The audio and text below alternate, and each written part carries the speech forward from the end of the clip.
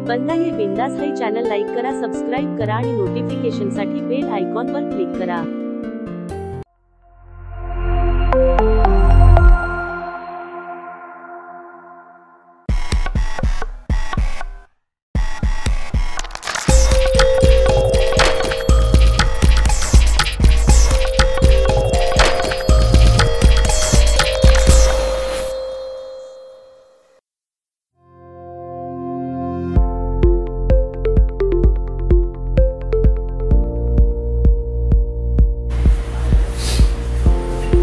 मित्रांनो नमस्कार। असं म्हणतात की घर फोडणारे हे बाहेरचे कधीच नसतात, तर घर फोडणारे हे आपल्या घरातील किंवा आसपासच असतात।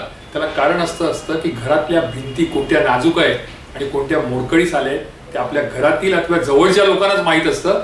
आणि म्हणूनच घर का बेदी हा कधीही आपल्यासाठी दुर्दैवी म्हणा किंवा धोकादायक होऊ शकतात। आणि तोच अनुभव सध्या उद्धव ठाकरे आणि आदित्य ठाकरे यांना येतोय।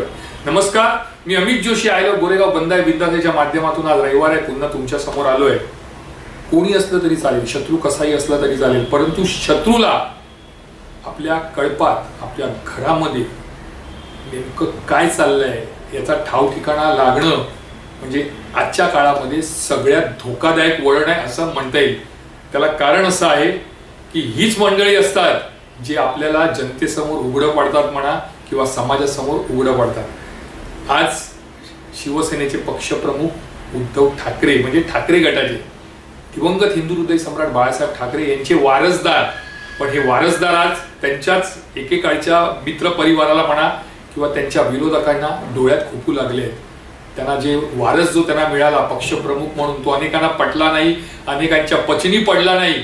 आणि आज हेच उद्धव ठाकरे त्यांच्या काही घरभेदी लोकांच्या षडयंत्रात सापडले म्हणा किंवा चक्रव्यूहात सापडले म्हणा असं म्हटलं तर चुकीचं ठरणार नाही। आजपर्यंत मातोश्रीवर बोट दाखवायची ताकद कोणाची नव्हती। 2013 पर्यंत कोणीही ताकद केली नाही। त्याला कारण असं होतं की काँग्रेस आणि राष्ट्रवादीने अनेकदा आरोप केले, शिवसेनेवर केले, भाजपवर केले, पण तो हिंदुत्ववाद म्हणा किंवा सेक्युलरिझम आहे त्याच्यावर ते बोलायचे। त्यांनी मातोश्रीवर किंवा दिवंगत हिंदू हृदय सम्राट बाळासाहेब ठाकरे यांच्यावर कधीच आरोप केले नाही, खालच्या स्तरावर कधीच टिप्पणी केली नाही किंवा मातोश्रीकडे बोट दाखवायची ताकद कोणामध्ये नव्हती। मात्र आता परिस्थिती थोडी बदललेली आहे।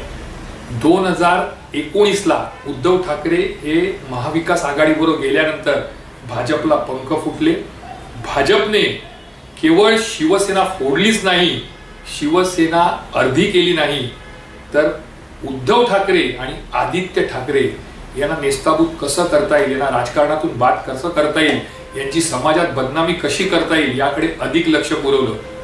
गृहमंत्री अनिल देशमुख यांनी हेच सांगितलं की उद्धव ठाकरे आणि आदित्य ठाकरे यांना अडकविण्यासाठी देवेंद्र फडणवीस यांनी आपल्याला सांगितलं होतं आणि त्या बदल्यात आपल्याला ईडी कडून सुटका मिळणार होती, पण त्यांनी ते ऐकलं नाही। आता खरं किती खोटं किती हे एकतर देवेंद्र फडणवीस यांना माहिती आहे अथवा अनिल देशमुख यांना माहिती आहे। मात्र जर तुम्ही गेल्या 2 वर्षाचा इतिहास पाहिला तर उद्धव ठाकरे, आदित्य ठाकरे आणि मातोश्री यांच्या जीवावर जर कोण उठले असतील, यांना चक्रव्यूहात पकडण्याचा जर प्रयत्न कोण करत असतील तर एकेकाळी त्यांचे जे सोबती होते, जे बाळासाहेबांच्या नेतृत्वाखाली म्हणा की त्यांच्या आशीर्वादाखाली म्हणा किंवा त्यांच्यामुळे जे राजकारणात घडले, मोठे झाले, पैसा कमवला, नाव कमवला, सत्ता कमवली, हीच मंडळी आज ठाकरे कुटुंबियांना उद्ध्वस्त करायला पाहत आहेत। छगन भुजबळ असू दे, छगन भुजबळने तर थेट बाळासाहेब ठाकरे यांना अटक करण्याचं धाडस केलं होतं। त्यानंतर त्याने उद्धव ठाकरेंवर अनेकदा आरोप केले।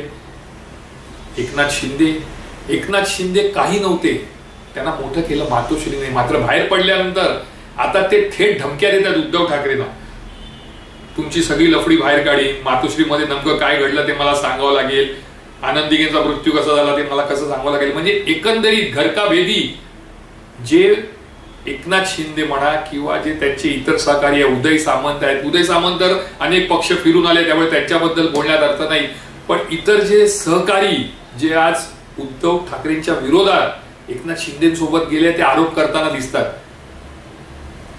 त्यांचा प्रवक्ता म्हणतो शिंदे गटाचा की 100 कोटी नेहमी पोचायचे, अरे तुम्ही पोचवायचे कशाला? कोणाच्या सांगण्यावरून पोचवायचे, म्हणजे तुम्ही पापात सहभागी होता, त्यामुळे तुमची चौकशी झाली पाहिजे. आज जो उठतो तो उद्धव ठाकरे, मातोश्री, आदित्य ठाकरे यांना टार्गेट करत असतो.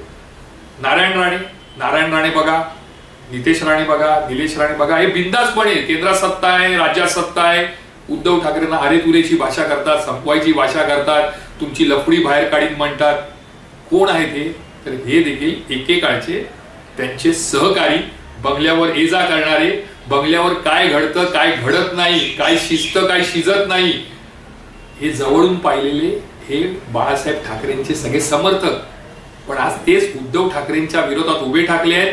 मातोश्रीतल्या आतल्या बातम्या, मातोश्रीमध्ये काय काय घडलं, कसं घडायचं, काय काय घडलं होतं, काय काय षडयंत्र रचली गेली होती, जी पण असतील ती आज हीच मंडळी भाजपला खाद्य पुरवत आहेत. एकनाथ शिंदे झाले, नारायण राणे झाले, छगन भुजबळ झाले, फडणवीस 2019 ते 2014-19 या 5 वर्षामध्ये उद्धव ठाकरे आणि फडणवीस यांची मैत्री म्हणजे सर्वश्रुत होती. कदाचित एकमेकांची गुपितं त्यांनी एकमेकांना सांगितली असतील. मातोश्रीवर काय चालतं हे फडणवीसांनाही त्यावेळी माहिती होतं. पण आज हेच फडणवीस उद्धव ठाकरे यांना वारंवार धमक्या देत असतात, वारंवार त्यांच्या मागे लागले असतात. आशिष शेलार एकेकाळी जवळचे मानले जायचे शिवसेनेचे, मात्र आज हेच आशिष शेलार भ्रष्टाचार असू दे, मातोश्रीत नेमकं काय चाललंय, आदित्यने काय केलंय, उद्धवने काय केलंय, हे फक्त बाहेर काढीन अशी धमक्या देतात. ही सर्व मंडळी कोण आहेत? तर एकेकाळची शिवसेनेचे उद्धव ठाकरे यांचे सहकारी. आज हे सहकारी घरभेदी झालेले आहेत. उद्धव ठाकरेंना आणि आदित्य ठाकरेंना कसं संपवता येईल, त्यांचं राजकीय अस्तित्व कसं राजकीय पटलावरनं संपुष्टात आणू शकतो किंवा त्यांना बदनाम कसं करू शकतो, मातोश्री आणि ठाकरे हा जो ब्रँड आहे त्या ब्रँडला नेस्ताभूत कसं करता येईल याकडे या सर्व घरभेदींचं लक्ष आहे.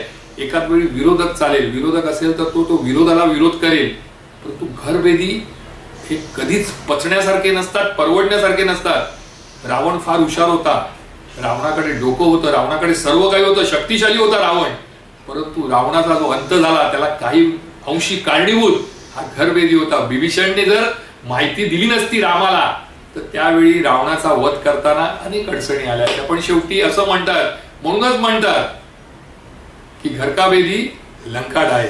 आज ही स्थिती झालेली आहे. उद्धव ठाकरे हे घरभेदींच्या विळख्यात अडकले, त्यांच्या षडयंत्रात अडकलेले आहेत.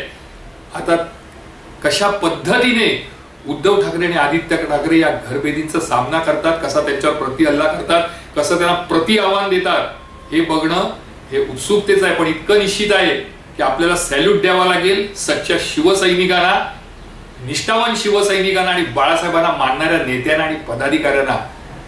आज अनेकांना वारसदार म्हणून उद्धव ठाकरे नको आहेत, उद्धव ठाकरेंचा ते द्वेष करतात, वारसदार. पण मला असं वाटतं की का करावा?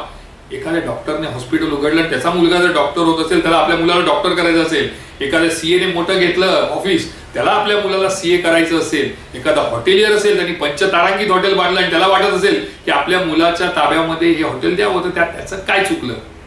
आज राजकारणात हेच आहे. राजकारणामध्ये बाळासाहेबांनी शिवसेना वाढवली, मोठी केली, आपल्या मेहनतीने, आपल्या डोक्याने, आपल्या विचाराने त्यांनी हे शिवसेनेचं झाड बहरलं. त्यांना जर वाटत असेल की या झाडाचं रक्षण किंवा संगोपन हे आपल्या मुलाने करावं, उद्धवने करावं, आणि म्हणून जर त्यांनी त्याला वारसदार नेमला असेल तर त्याला आक्षेप घेण्यासारखं काही नाही. प्रत्येकाला वाटतं.